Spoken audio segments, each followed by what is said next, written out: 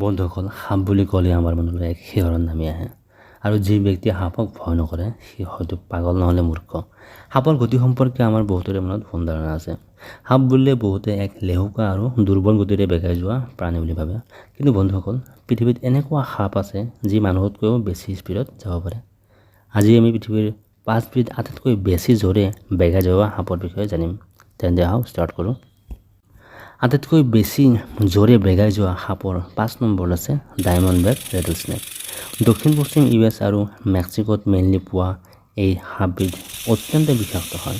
আমেৰিকাত এই সাপৰ দ্বাৰাই আটাইতকৈ বেছি মানুহ মৃত্যুমুখত পৰে। আকাৰত 4 পৰা 6 ফুটলৈ হোৱা এইবিধৰ বেগ বহু বেছি হয়।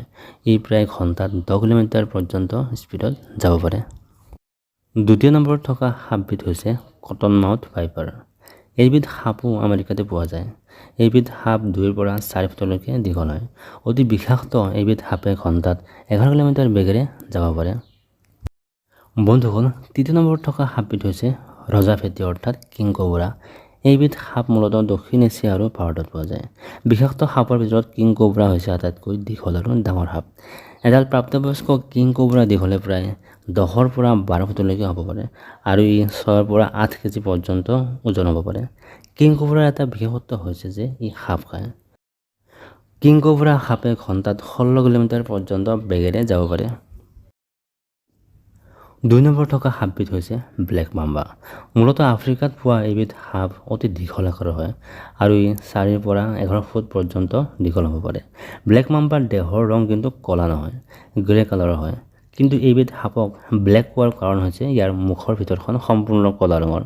ব্লেক মাম্বা হৈছে পৃথিৱীৰ তৃতীয় অতি বিষাক্ত সাপ আৰু ই কামুৰিলে কোনো ধৰণৰ বিষ অনুভৱ নহয়। কিন্তু কামোৰাৰ 10 পৰা 15 মিনিট সময়ৰ ভিতৰত ব্যক্তিজনে কথা কোৱা শক্তি হেৰাই পেলায় আৰু লাহে লাহে নিচাসক্ত মানুহৰ দৰে ঢলি পৰে। এই সাপে কামোৰাৰ 1 ঘণ্টাৰ ভিতৰত যদি এণ্টিভেনম দিয়া নহয় তেন্তে মৃত্যু নিশ্চিত। ব্লেক মাম্বা পৃথিৱীৰ দ্বিতীয় আটাইতকৈ বেছি বেগাই যাব পৰা সাপ। ই ঘণ্টাত 20 কিলোমিটাৰ পৰ্যন্ত জোৰে যাব পাৰে।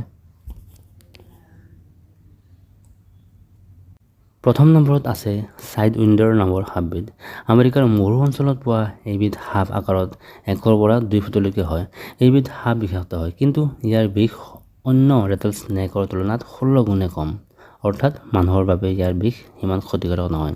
এইবিধ সাপে ঘণ্টাত 29 কিলোমিটাৰ পৰ্যন্ত বেগাই যাব পাৰে, অৰ্থাৎ ই যিকোনো মানুহকে আৰামত পিছ পেলাব পাৰিব। বন্ধুসকল, ভিডিঅ'টো যদি ভাল পালে লাইক কৰিব আৰু এই চেনেলটো ছাবস্ক্ৰাইব কৰি থ'ব। ধন্যবাদ।